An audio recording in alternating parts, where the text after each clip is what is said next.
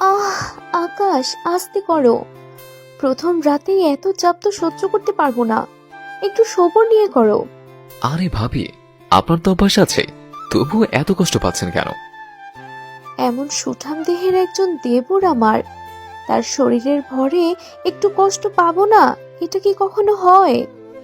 কষ্ট পেও না ভাবি, আমি তোমাকে ঔষধ এনে দিব। আমি নীলা। কি ভাগ্য আমার, নিজের দেবরের সাথে আমার বাসর। আমার বিয়ে হয়েছিল 6 মাস আগে। অনেক সুখের সংসার ছিল আমাদের, কিন্তু ভাগ্যের কি নির্মল পরিহাস। 6 মাস পার হতে না হতে আমার স্বামী রোড অ্যাক্সিডেন্টে মারা যায়। আমি ঘরের লক্ষ্মী বউ ছিলাম বলে না, আমাকে আর এ বাড়ি ছেড়ে কোথাও যেতে দিল না আমার শ্বশুর শাশুড়ি। আমার দেবরের সাথে বিয়ে দিয়ে দিল, আর আমার আজই বাসর। এখন বাস্তবে আসি। ভাবি, আসবো? আসো, ভেতরে আসো। অনুমতি নিতে হবে না। হাজার হোক, আপনি আমার ভাবি, অনুমতি না নিয়ে কি ভেতর আসতে পারি? আগে ছিলাম ভাবি, কিন্তু এখন তো তোমার বউ, তাই আর আজ থেকে অনুমতি নিতে হবে না। আচ্ছা ঠিক আছে, কিভাবে কি হয়ে গেল, তাই না? এতদিন ছিলেন আমার ভাবি, আর আজকে থেকে আমার বউ। হ্যাঁ, সবই ভাগ্যের পরিহাস।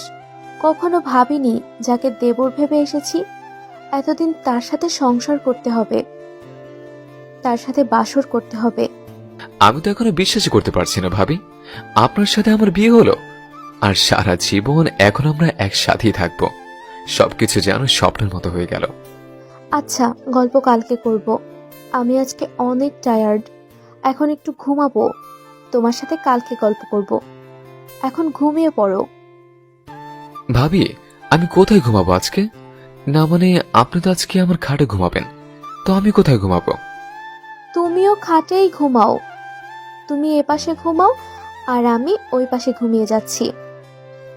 আচ্ছা ভাবি, ঠিক আছে, আপনি ঘুমান।